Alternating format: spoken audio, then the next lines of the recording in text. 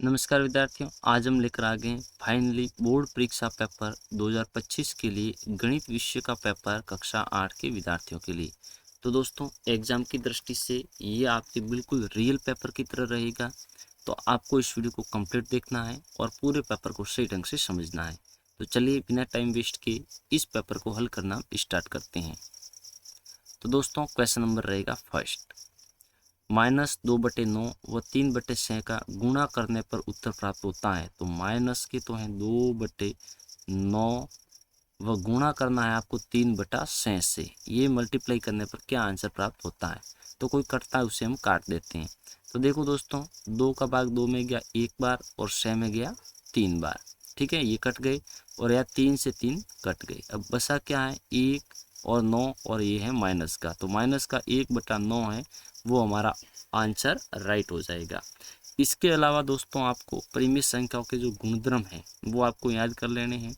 शास्त्रीय गुणधर्म, क्रम विनिमय का गुणधर्म, वितरकता का नियम, समवृत्त गुणधर्म, योज्य तत्समक, योज्य प्रतिलोम, गुणात्मक तत्समक, गुणात्मक प्रतिलोम। ठीक है, ये आपको याद कर लेने, इंपॉर्टेंट है एग्जाम की दृष्टि से। दूसरा क्वेश्चन रहेगा कि निम्न में से कौन सा एक सर वाला रैखिक समीकरण नहीं। आपको बताना कि इनमें से एक सर राशि वाला रैखिक समीकरण कौन नहीं है। तो इनमें भी सर राशि एक है और ये रैखिक समीकरण है। इसमें भी सर राशि एक है और रैखिक समीकरण है। द में भी ये सर राशि एक है और रैखिक समीकरण है। लेकिन ब को हम देखते हैं तो इसमें सर राशि दो है, तो यह एक सर राशि वाला रैखिक समीकरण नहीं है। ऑप्शन नंबर ब हमारा दोस्तों राइट हो जाएगा।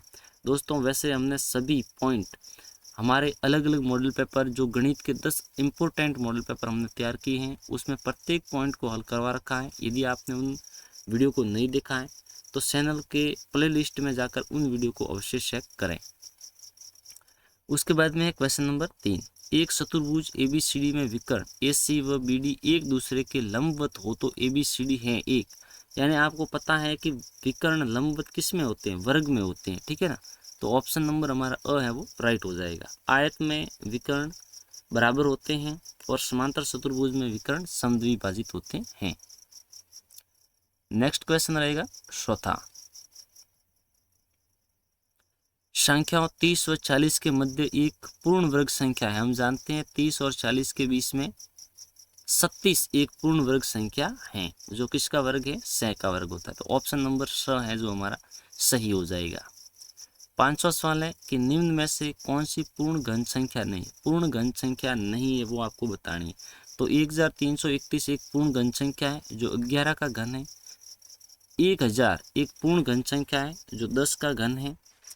243 एक पूर्ण घन संख्या नहीं है। 216 एक पूर्ण घन संख्या है जो 6 का घन है। तो ऑप्शन नंबर हमारा इसमें राइट हो जाएगा स। उसके बाद का क्वेश्चन है 4:25 को प्रतिशत के रूप में व्यक्त कीजिए। तो दोस्तों, पहली बात तो ये है कि यदि ऐसे अनुपात में दिया हुआ है और प्रतिशत में लिखना है तो सिंपल तरीके से पहले उनको आपको भिन्न में लिख देना है। 4/25, 4:25 है तो उसको 4/25 ऐसे लिख सकते हैं। अब प्रतिशत में यदि उसका प्रतिशत ज्ञात करना है तो क्या करते हैं, 100 से मल्टीप्लाई करते हैं, सभी को पता ही होगा। तो 25 का भाग 25 में गया 1 टाइम और 100 में कितनी बार जाता है, 25 का भाग 4 बार। अंश में 4 इंटू अंश में 4 यानी 4 इंटू 4 इज इक्वल टू 16। तो ये हो जाएगा हमारा 16%। ऑप्शन नंबर कौन सा राइट है, स ऑप्शन सही है। नेक्स्ट क्वेश्चन है 7वां। एक घन की भुजा 2a हो तो उसका आयतन होगा। तो कोई भी घन है और उसका आयतन ज्ञात करना है तो हम क्या करते हैं, उसको 3 बार मल्टीप्लाई करते हैं। ठीक है, तो 2a इंटू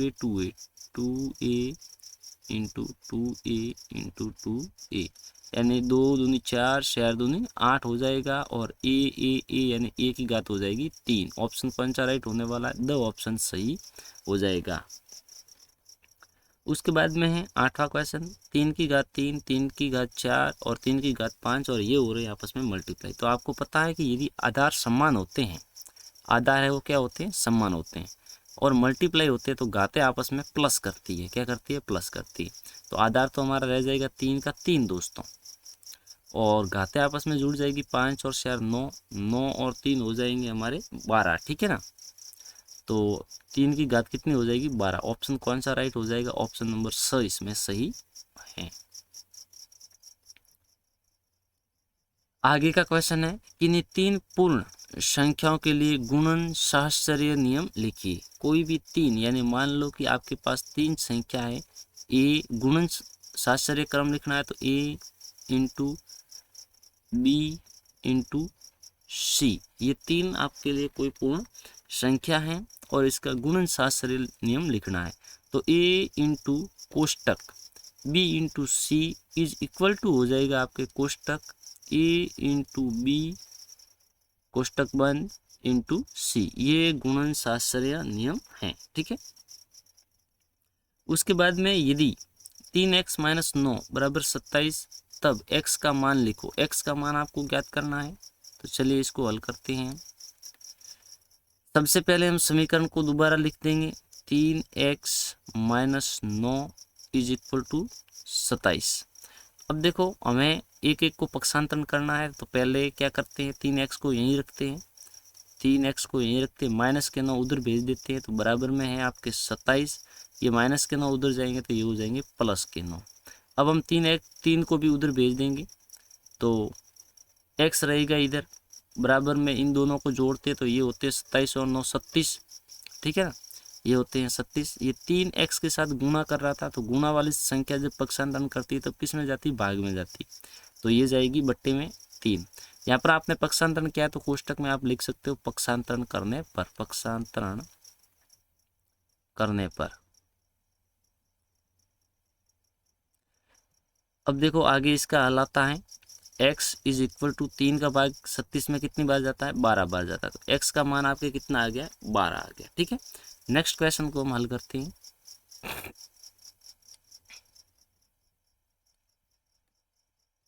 जो क्वेश्चन नंबर है 11, अभाज्य गुणनखंड विधि द्वारा इकाई दही सैकड़ा हजार 13,824 का घनमूल ज्ञात कीजिए। दोस्तों यदि अभाज्य गुणनखंड विधि से आपको घनमूल ज्ञात करना है तो पहले आपको क्या करना होगा, उसके अभाज्य गुणनखंड करने हैं और फिर 3 के जोड़े बनाने होते हैं।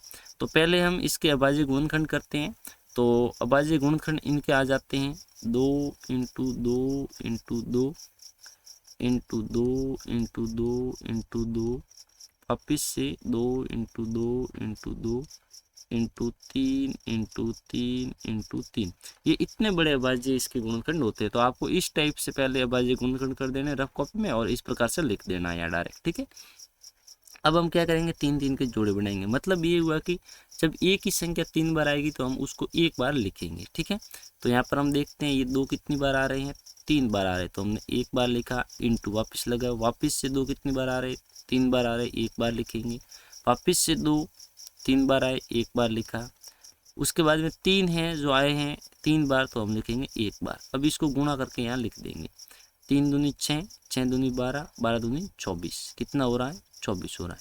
अब आगे हम लिख देंगे अंडरूट ऐसे लगाएंगे, यहाँ पर लिखेंगे घनमूल ज्ञात करना तो यहाँ 3 लिखते हैं। अब ये संख्या क्या है हमारी 13,824 है, इज इक्वल टू हम लिख देंगे इसका घनमूल कितना है 24। ठीक है, ऐसे आपको हल करना है। नेक्स्ट क्वेश्चन है 12वां,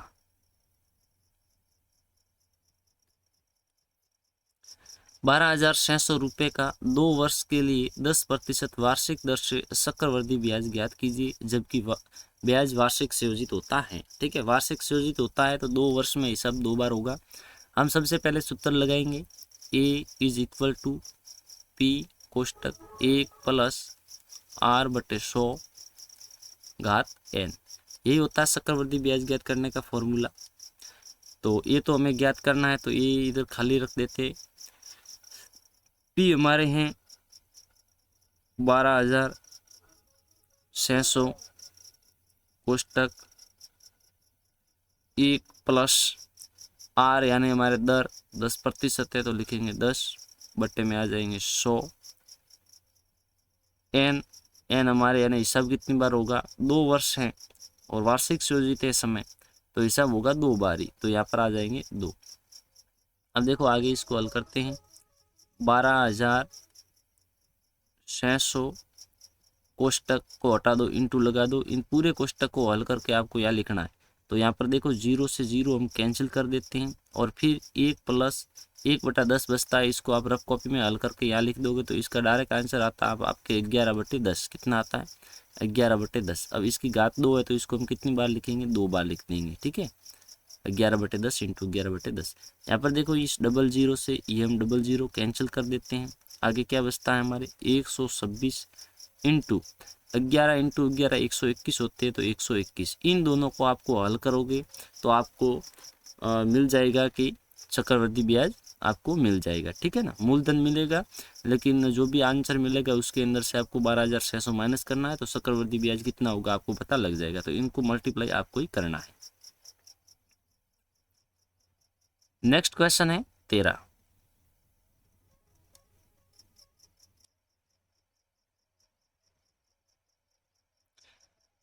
13वां क्वेश्चन है कि निम्नलिखित कथनों को पढ़कर सत्य असत्य में से उपयुक्त पर सही अंकित कीजिए। राइट का निशान आपको लगाना है। तो पहला है इसमें a की घात m इंटू बी की घात m का मान a b की घात m। दोस्तों इसकी बात बिल्कुल सत्य है, क्योंकि जब भी आधार अलग अलग होते हैं और घातांक सेम होती हैं तो आधार आपस में मल्टीप्लाई कर जाते हैं और घात वह के वही रहती है, ठीक है। तो ये बात इसकी सत्य है। उसके बाद में दूसरा है 10 की घात 24 में आधार का मान 24 है। नहीं दोस्तों, आधार 10 है, घातांक 24 है।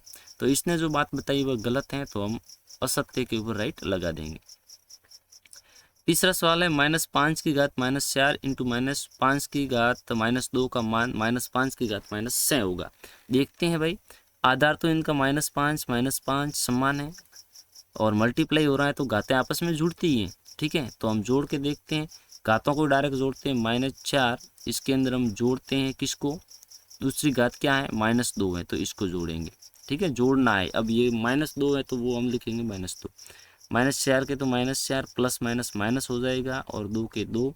-4 और -2 होते हैं माइनस के 6। तो ये बात तो इसकी राइट है। -5 की घात हो जाएगी -6, ठीक है।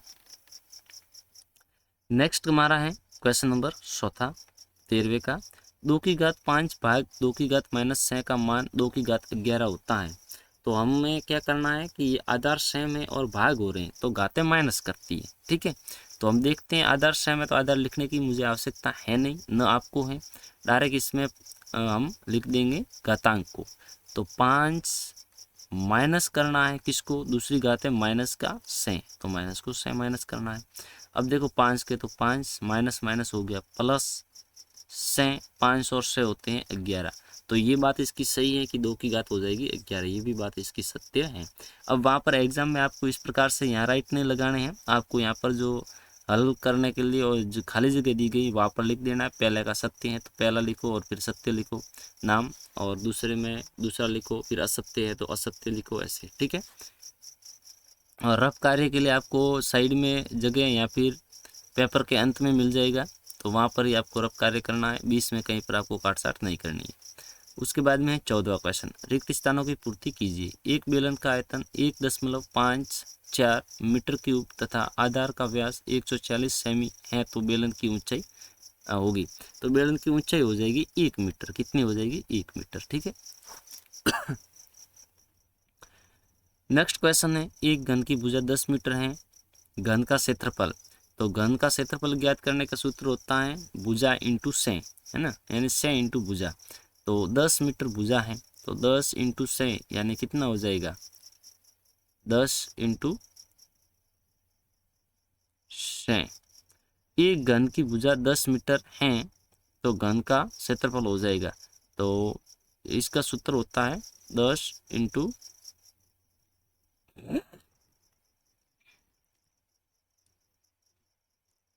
थोड़ा सा मिस्टेक हो गया है, मैं दोबारा आपको समझा देता हूँ। एक घन की भुजा है 10 मीटर, घन का क्षेत्रफल ज्ञात कीजिए। तो घन का क्षेत्रफल ज्ञात करने का सूत्र होता है दोस्तों से इंटू भुजा स्क्वायर। क्या होता है? से इंटू भुजा स्क्वायर। तो से का तो से रह जाएगा, इंटू भुजा है हमारे 10, तो 10 का स्क्वायर यानी से इंटू 10 का स्क्वायर होता है 100। तो से into 100 is equal to 600। Option number ये पहले वाला राइट हो जाएगा, ठीक है। उसके बाद में तीसरा घनाभ का आयतन। तो घनाभ का आयतन ज्ञात करने का सूत्र होता है लंबाई इंटू चौड़ाई इंटू ऊंचाई, L into B into H. ठीक है, ये फर्स्ट वाला राइट हो जाएगा। उसके बाद में है 10 लीटर बराबर, यहाँ से आपको बताना है क्या आयतन होना चाहिए। तो 10 लीटर बराबर होना चाहिए 10,000 सेमी स्क्वायर। ठीक है ना, ये हो जाएगा।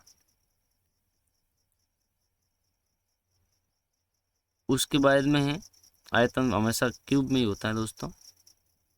उसके बाद का क्वेश्चन है हमारे 15वां।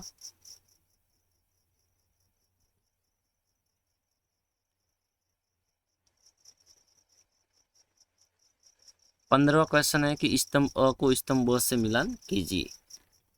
तो यहाँ पर ये मल्टीप्लाई करना है, एग्जाम में मल्टीप्लाई वाला ये क्वेश्चन आएगा।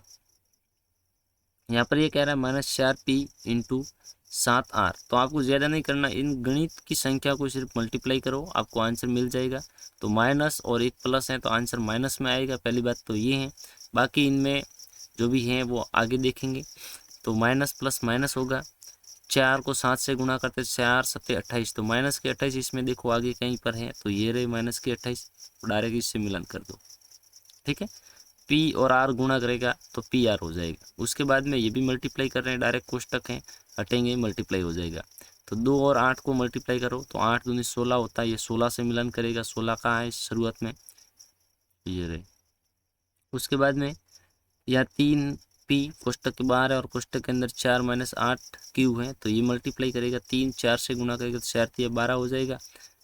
तो यहाँ पर 12 से मिलन कर जाएगा, ये शुरुआत में 12 होगा वहाँ से। ठीक है, वैसे 3 4 से गुणा करेगा तो 12 हो जाएगा, तो 12 और पी और प्लस माइनस माइनस 3 8 24 और पी क्यू, तो पी क्यू हो जाएगा। उसके बाद में 20 पी स्क्वायर। तो ये किसी न किसी का इसका गुणनखंड हमें देखना होगा, तो इसके गुणनखंड ये हैं, ये देखो 4 5 यानी जो बसा है उससे ये मिलान करेगा, 5 चौके 20 और पी स्क्वायर। जो दोस्तों 1000 सेमी क्यूब होता है उसमें 1 लीटर होता है। कितना लीटर आता है तरल पदार्थ? 1 लीटर। और जो 10,000 सेमी क्यूब होता है उसमें आता है 10 लीटर। ठीक है, नेक्स्ट क्वेश्चन नंबर है हमारा 16वां। एक कार एक शहर पी से दूसरे शहर क्यू की ओर जा रही है, जो एक दूसरे से 350 किलोमीटर दूरी पर हैं। दिया गया आलेख आकृति विभिन्न समयों पर आकार इस कार की शहर से दूरियां दर्शाता है। आलेख अध्ययन कर अग्र प्रश्नों के उत्तर दीजिए। तो ये रहा आलेख, इसको देखना है और क्वेश्चनों के आंसर भी करने हैं। पहला क्वेश्चन कह रहा है दोनों अक्षों पर क्या क्या दर्शाया गया है। तो हम देखते हैं, एक्स अक्ष पर तो समय दर्शाया गया है और वाई अक्ष पर दूरी दर्शाई गई है। तो आपको लिखना होगा एक्स अक्ष पर समय दर्शाया गया और वाई अक्ष पर दूरी दर्शाई गई है किलोमीटर में, ऐसे आपको लिखना होगा इसका आंसर। दूसरा है कार ने किस समय और कहां से यात्रा आरंभ की। तो आपको पता ही है वो पी से स्टार्ट होती है, तो कार ने पी स्थान से कितने बजे यात्रा प्रारंभ की? 8 बजे। कार ने पी स्थान से 8 बजे अपनी यात्रा शुरू की। उसके बाद में तीसरा सवाल, पहले घंटे में कार कितनी दूरी चली। तो 8 ये रहे और यहाँ पर है 9। 8 बजे तो कार यहाँ पर थी 0 पर और 9 बजे कार यहाँ पर आ गई है यानी 50 पर, तो उसने कितनी किलोमीटर चली है? वो 50 किलोमीटर चली है। चौथा है दूसरे घंटे तथा तीसरे घंटे में कार ने कितनी दूरी तय की दूसरे घंटे। तो दूसरे घंटे में ये थी या 50 पर, जो पूरा तीसरा घंटा होता है यानी ये पूरे 2 घंटे पूरे होते हैं तब तक ये यहाँ आ जाती 150 तक। तो हम क्या करेंगे, 150 के अंदर से यह कितने 50 है माइनस करेंगे तो हमें मिल जाते हैं 100।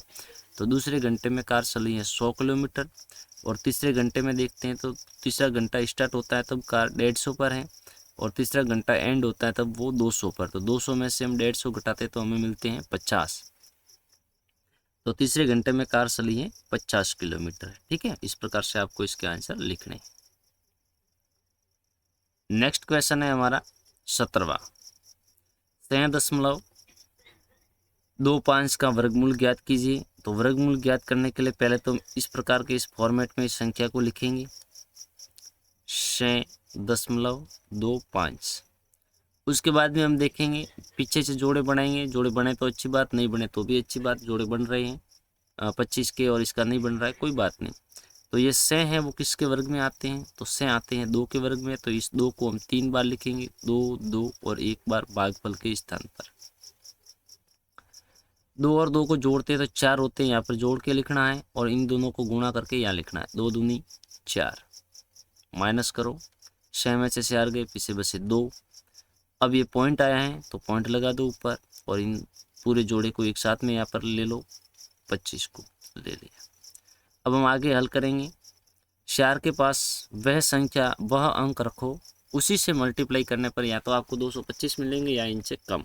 तो हम देखते हैं 4 के पास में यदि हम 5 रखें और इसको 5 से ही गुणा करें तो आंसर में हमें यही मिलेंगे 225। ठीक है, 225 मिलते।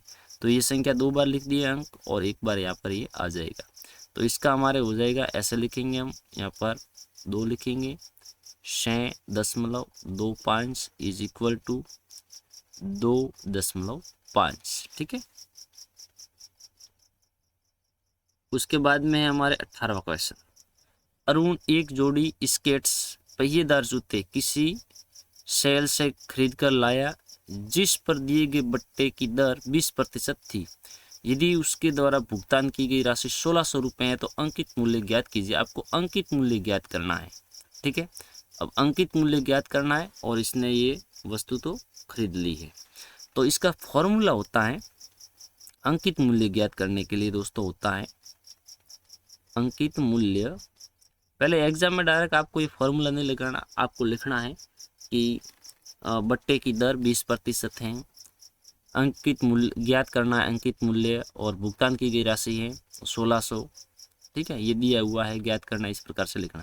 तो अंकित मूल्य ज्ञात करने का सूत्र होता है, मैं डायरेक्ट सूत्र आपको लिख पाता हूँ। अंकित मूल्य बराबर, अंकित मूल्य बराबर आपके होते हैं 100 माइनस बट्टा प्रतिशत, क्या, बट्टा प्रतिशत। ठीक है, उसके बाद में आपको क्या कर देना है, गुणा कर देना है किससे, जो मूल्य दिया गया है ना क्रय मूल्य, उससे, क्रय मूल्य, वस्तु को खरीदा है उन रेट से। अब देखो 100 का तो 100 हो जाएगा बट्टे में, 100 माइनस बट्टा प्रतिशत है हमारे 20, तो 100 माइनस 20 यानी कितना हो जाएगा, 80 हो जाएगा। इनटू हमें करना है क्रय मूल्य जो 1600 है, 1600 में आपने उसको खरीदा है। अब इसको हल कर देते हैं, 0 से 0 हम कैंसिल कर देते हैं और 8 का भाग 16 में कितनी बार जाता है, 8 दूनी 16, यानी यहाँ पर 1 0 ये बसा हुआ है, यानी 20 हो जाएगा। ठीक है, अब देखो 100 इंटू 20 इज इक्वल टू आपके हो गए 2000। उसका अंकित मूल्य क्या था, 2000 रुपये था। नेक्स्ट क्वेश्चन है, यदि किसी डिब्बे की मिठाई को 24 बच्चों में बांटा जाए, हाँ, यदि किसी डिब्बे की मिठाई को 24 बच्चों में बांटा जाए तो प्रत्येक बच्चे को 5 मिठाई मिलती है। तो मैं यहाँ पर लिख देता हूँ बच्चे की संख्या, बच्चों की संख्या और मिठाई की संख्या। मिठाई, बच्चे यदि होते हैं 24 तो प्रत्येक को मिलती है 5 मिठाई। यदि बच्चों की संख्या में से 4 कमी हो जाए, 4 की कमी हो जाए, तो 24 में से 4 गए तो पीछे रह गए 20 बच्चे। ठीक है, तो प्रत्येक बच्चे को कितनी मिठाई मिलेगी, कितनी मिलेगी, x मिठाई मिलेगी। इसको हम समानुपातिक रूप से हल करेंगे। देखते हैं इन दोनों में बड़ा कौन है, 24 है, इन दोनों में बड़ा कौन है पता करो। 24 बच्चे हैं तो 5 मिठाई मिलती है, कम बच्चे हैं 20 है तो मिठाई ज़्यादा मिलेगी, संख्या कम होगी तो वस्तुओं की संख्या ज़्यादा मिलेगी, बांटेंगे तो, है ना। तो इन दोनों में बड़ा x होगा, ये आपको अनुमान लगाना है पहले तो। अब बड़े को बड़े से गुणा नहीं करना, इस साइड से यदि बड़ा तो इस साइड से छोटे को उठाना है। तो इस साइड से हम उठाते हैं छोटा 20 को, 20 छोटा है क्योंकि पॉइंट वाली संख्या बड़ी है। इधर छोटे को उठाया तो इधर से बड़े को, बड़ा है x तो 20 को x से गुणा किया, 20x हो गया। बराबर में हमारे आ जाएगा, जो बसा है वो आपको पता ही होगा क्या बस रहा है, 24 इंटू 5, ऐसे ही आपको लिखना है। आगे हल करेंगे, हमें x की वैल्यू सही, x को यहीं पर छोड़ दो, बराबर में आपके 24 × 5, ये 20 गुणे में है तो गया भाग में, 5 से इनको हम काट देंगे, 5 का भाग इसमें जाता है 4 बार और 4 का भाग 24 में जाता है हमारे 6 बार। ठीक है, तो x की वैल्यू कितनी आ गई, x बराबर आ गया 6, यानी प्रत्येक बच्चे को कितनी मिठाई मिलेगी, 6 से मिठाइयाँ मिलेगी। नेक्स्ट क्वेश्चन है 20वां, 2x कोष्टक 3x प्लस 5xy का गुणनफल ज्ञात कीजिए। तो देखो कोष्टक के बार वाली संख्या कोष्टक के अंदर जितनी भी संख्या उन सभी से मल्टीप्लाई करती हैं, तो 2 3 से गुणा करेगा तो हो जाएगा 6, x से गुणा करेगा तो ये हो जाएगा x की घात 2, ये भी प्लस तो ये हो जाएगा प्लस 2, 5 से गुणा करेगा तो हो जाएगा 10, x से गुणा करेगा तो x स्क्वायर हो जाएगा और सिर्फ बसा y, तो ये हो गया इसका आंसर। अब ये क्वेश्चन इंपॉर्टेंट है, किसी सड़क को समतल करने के लिए एक सड़क रोलर को सड़क के ऊपर एक बार घूमने के लिए 750 चक्कर लगाने पड़ते हैं पूरे। यदि सड़क रोलर का व्यास 84 सेमी और लंबाई 1 मीटर है तो सड़क का क्षेत्रफल ज्ञात कीजिए। अब पहले तो हमें ये भी पता नहीं लगा कि इसमें कौन तो व्यास है और कौन सी लंबाई की बात हो रही है। तो ये जो आगे वाला टायर है, इस टायर को हम उठाते हैं और देखते हैं, ये टायर ऐसे आड़ा पड़ा है। अब इसको हम खड़ा करते हैं ऐसे, मैं बहुत बड़ा मैकेनिक हूँ, मैंने इसी टायर को ऐसे बना दिया है, थोड़ा सा इधर उधर बने तो चिंता मत करना, ठीक है, टेढ़ा मेढ़ा होगा लेकिन समतल हो जाएगा। अब देखते हैं इसमें यदि व्यास की बात हुई है तो ये ऊपर वाला या नीचे वाला दोनों ही बराबर ही होते हैं, आपको पता ही, ये वाला भाग और इसके उस साइड वाला भाग ये बराबर ही होते हैं। तो ये व्यास रहता है, यहाँ से लगाकर ये व्यास है, तो हमें त्रिज्या ज्ञात करनी पड़ेगी। ये है कितना, ये है 84, ये 84, तो ये व्यास है, तो हमें त्रिज्या ज्ञात करनी पड़ेगी। आपको पता है इसमें 2 का भाग देंगे तो ये हो जाएगी। अब ये लंबाई किसकी बताई जा रही है, ये वाली लंबाई बताई जा रही है, ये वाली, ठीक है, जो ये लंबाई है ये है हाइट, क्या है, हाइट है, ठीक है। तो अब देखते हैं इसके अंदर पॉइंट जो दिए गए हैं वो आपको इस प्रकार से लिख देने हैं और उसके बाद में पहले तो हम इसका क्षेत्रफल ज्ञात करेंगे।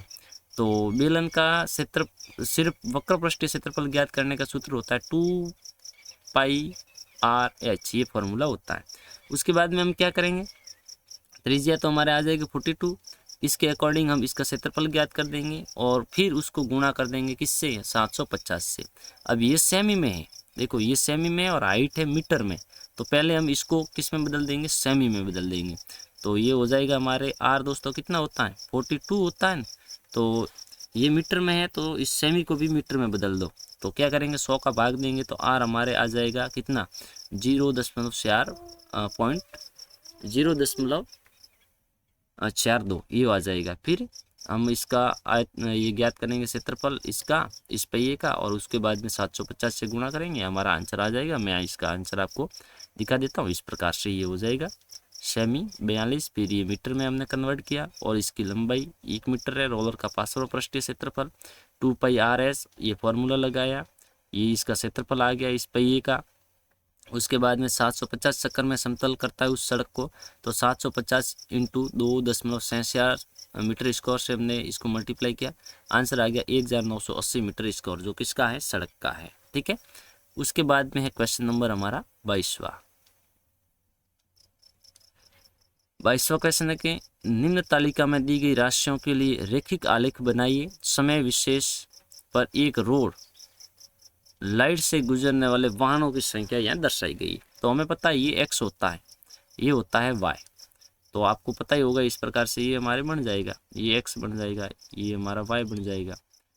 x पर तो हम लिखेंगे समय, यहाँ पर जो भी आपके इस प्रकार से वो होते ही हैं, बॉक्स तो बने हुए नहीं होते क्या, तो यहाँ पर हम लिख देते हैं 6 बजे समय, 6 बजे, यहाँ पर 7 बजे, यहाँ पर 8 बजे, यहाँ पर 9 बजे, यहाँ पर 10 बजे, यहाँ पर 11 दिया गया नहीं, फिर ऐसे लिख देते हैं, ठीक है। यहाँ नीचे नाम लिख देंगे समय घंटों में, और यहाँ पर हमारे ये लिख देंगे 40, 20, 80, 120, बड़ी से बड़ी संख्या है हमारे 160 और छोटी से छोटी है 20, तो 1, 2, 3, 4 ऐसे लिखेंगे तब तो 160 तक आएगा नहीं, हम बड़ा थोड़ा लिख देते हैं यानी फॉर एग्जांपल 30-30 लिखो या फिर 40-40 लिखो, कोई फर्क तो नहीं पड़ता ज़्यादा। तो हम 20-20 ही लिख देते हैं, ठीक है ना। 20, 40, 60, 80, कितना हो जाएगा 100, उसके बाद में 120, 140 और 160 ऐसे हो जाएगा। अब 6 बजे कितने हुए, 6 बजे 40 हुए, तो 6 बजे 40 ये रहा, तो यहाँ पर ये हमारा पॉइंट बन जाएगा। 7 बजे 20, तो 7 बजे 20। इस प्रकार से ये सब लिख के उसके बाद में आपको इस प्रकार से इनको मिलान कर देना है, तो ये आपके ग्राफ बन जाएगा। किस प्रकार से ग्राफ बनेगा मैं आपको दिखा देता हूँ। ये इस प्रकार से आपका ग्राफ बनेगा ऐसे, ठीक है। ये इस प्रकार से बनेगा, देखो 40, ये डायरेक्ट आप 40, 80, 120 का ऐसे पैमाना रखोगे तो भी ये चलने वाला है, ठीक है। नेक्स्ट क्वेश्चन है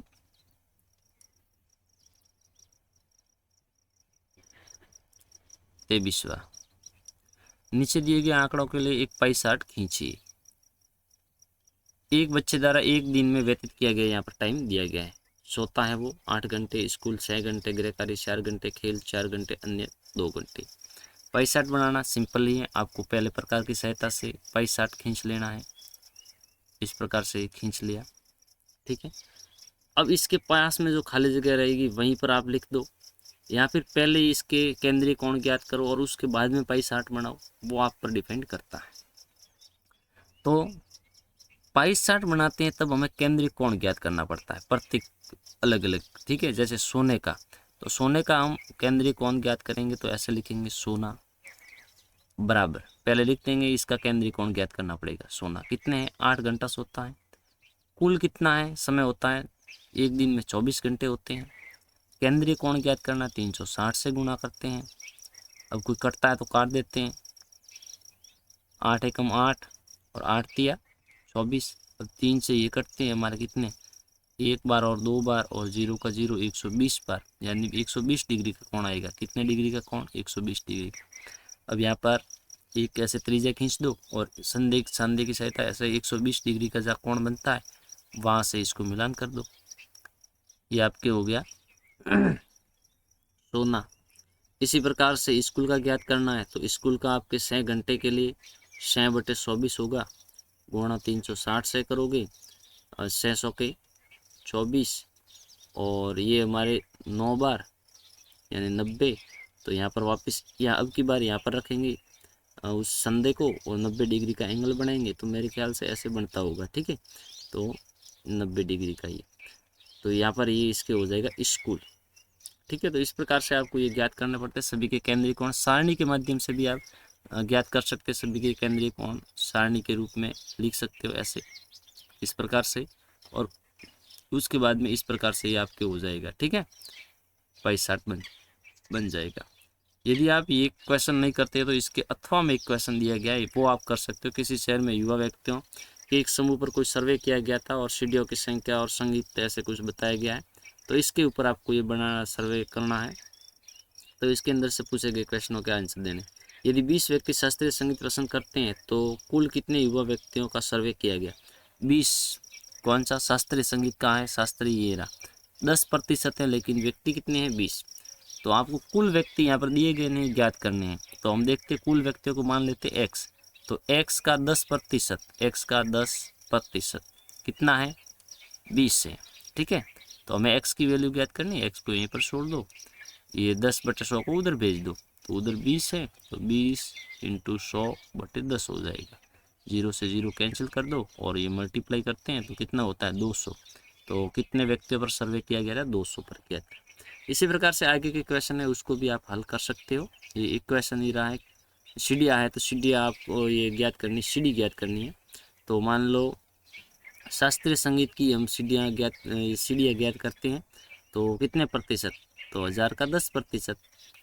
10% हमें सीढ़ी कैसी बनानी है उस शास्त्रीय संगीत के लिए, तो यहाँ लिख देंगे पहले शास्त्रीय संगीत, तो 10/100, 10/100, 00 से 00 कैंसिल, और 10 × 10 यानी 100। शास्त्रीय संगीत के लिए सीढ़ियाँ कितनी बनेगी, सीढ़ियाँ 100। तो इसी प्रकार से सभी का ज्ञात कर सकते हो। मैं इसका आंसर एक बार दिखा देता हूँ आपको, इस प्रकार से ये आप ज्ञात कर सकते हो, ठीक है। ये देखो, शास्त्रीय संगीत के लिए उपशास्त्रीय संगीत, लोक संगीत, मनोरंजन संगीत, इस प्रकार से ये आपका आंसर हो जाएगा। उसके बाद में रहेगा हमारा 24वां क्वेश्चन।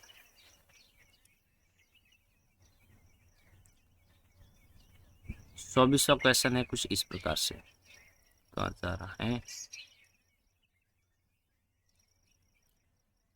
आकृति कोण P तथा कोण S की माप ज्ञात कीजिए यदि एस पी समांतर पी क्यू हैं। यदि आप M कोण R ज्ञात करते हैं तो क्या M कोण P को ज्ञात करने के लिए एक से अधिक रूल है।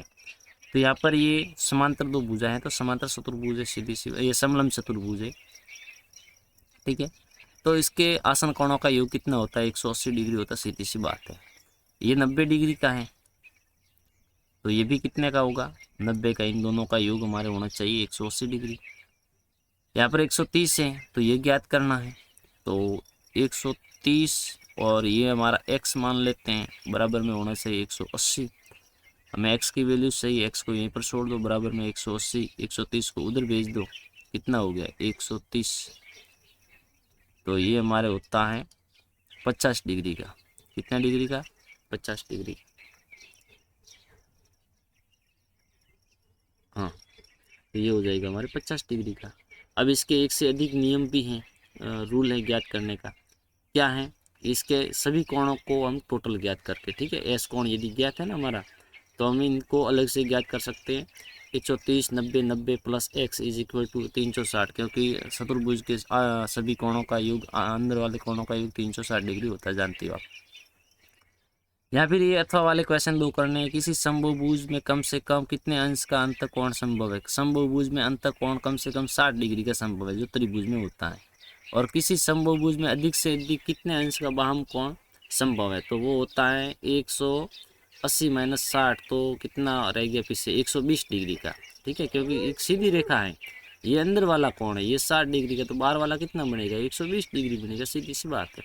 इसको थोड़ा व्यवस्थित ढंग से आप हल कर सकते हो। ये देखो, इस प्रकार से 24वें का फर्स्ट वाला रहेगा, और ये रहेगा भी फर्स्ट वाला है, ये अथवा वाला है, ठीक है। वीडियो को पॉज कर करके आपको याद कर लेना। अब लास्ट क्वेश्चन रहेगा हमारा 25वां, जिसका एक क्वेश्चन मैं आपको समझाऊंगा, बाकी वाले आपको आसानी से समझ में आ जाएंगे, चाहे क्वेश्चन आपको कितना भी बड़ा ये लग रहा हो।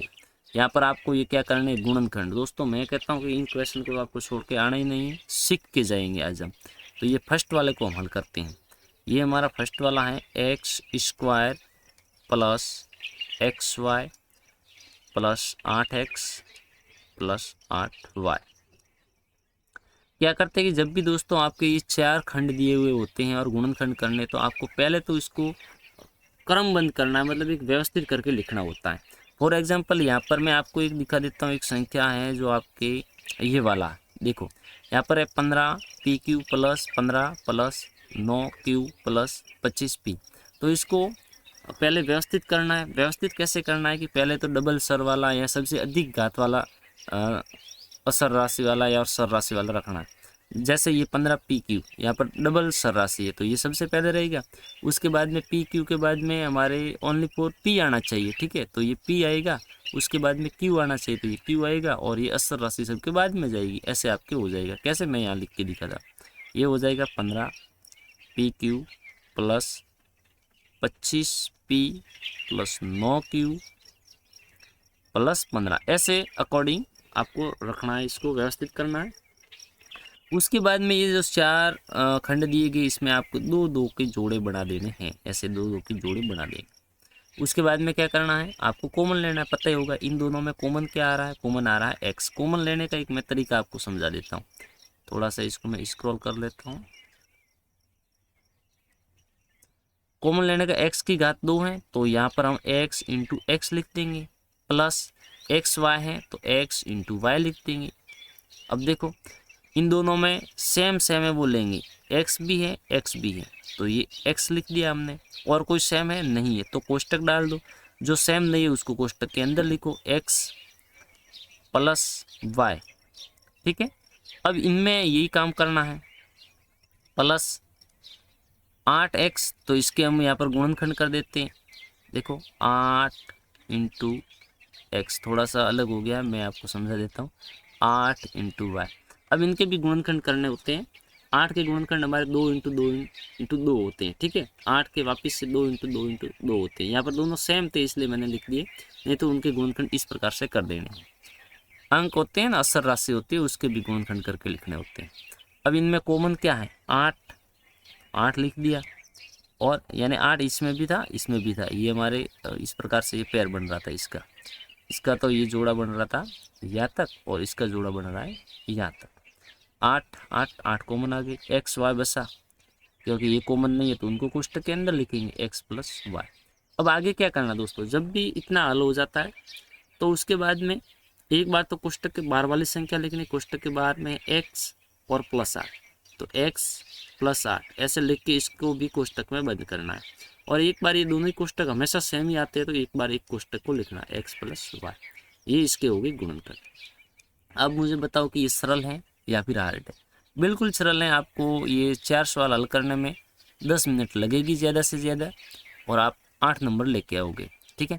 यहाँ पर एक क्वेश्चन देखो, एक ये दूसरे अथवे वाला है ना, या तो ऊपर वाले 4 करने या फिर अथवा वाले करने होते हैं। तो इस प्रकार से तो ये पहले कोष्टक के बाहर वाली गुणा कर देगी और उसके बाद में आपको इसको हल कर देना है।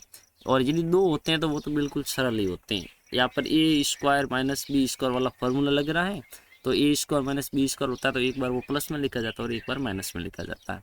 तो इस प्रकार से ये हमारा मॉडल पेपर था कक्षा 8 गणित के लिए। आशा करते हैं ये मॉडल पेपर आपके लिए बहुत ही हेल्पफुल रहेगा। तो वीडियो को दोस्तों लाइक करें, अपने दोस्तों तक शेयर करें। अब हम मिलेंगे आपको किसी और वीडियो में, तब तक के लिए आप सभी को हमारी तरफ से जय हिंद, वंदे मातरम।